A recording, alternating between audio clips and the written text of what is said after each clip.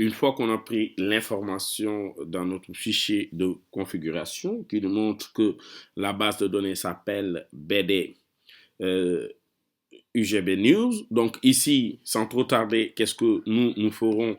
On va se connecter déjà en mode, on va se connecter déjà sur notre base de données. Donc là, localhost. Ici, je suis sur Mac avec le 88, 88, le port. Donc là, le chemin, c'est toujours PHP my admin. Donc là, si vous voyez bien, je suis là sur ma base de données en local.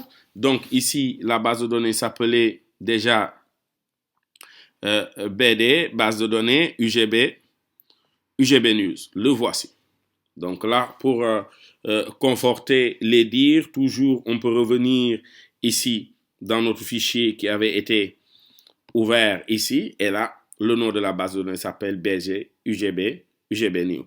Les préfixes des tables ici, X, Y, L8, I, underscore. Donc là aussi, on peut toujours revenir par là pour regarder déjà quand on ouvre la base de données, est-ce que c'est vraiment cette base qu'on a besoin? Oui, le voici.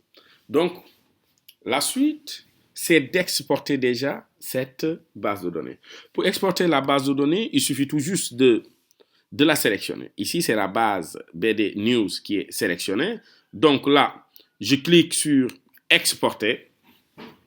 Et là, à ce niveau, il me demande sur quel format je peux l'exporter. Là, je le laisse bien sûr au format SQL.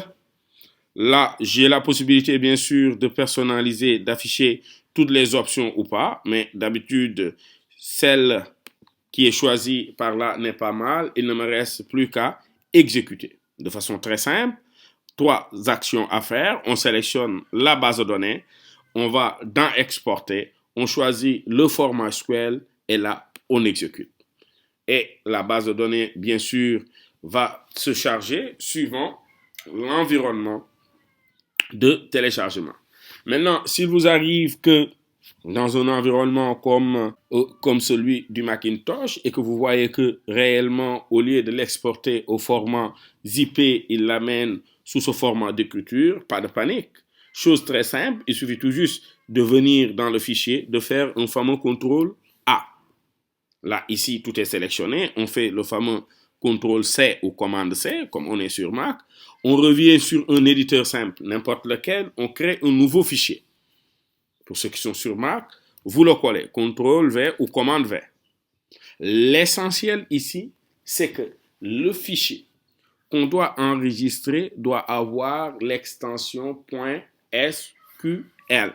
Donc, qu'importe le nom, sauf que le nom ne doit pas comporter ni des caractères accentués, ni de l'espace, de façon très codifiée. Donc ici, ce que je fais, moi, hop, je fais fichier, file, save as, enregistrer comme, je peux parcourir le bureau, je peux l'appeler BD, là, UGB, news, point, il faut qu'on ait l'extension .sql.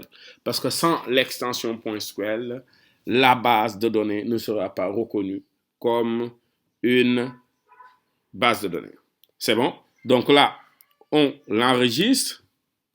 On va vérifier au niveau du bureau déjà sur l'élément qu'on a. Donc ici, voici notre nouvelle base de données qui a été exportée.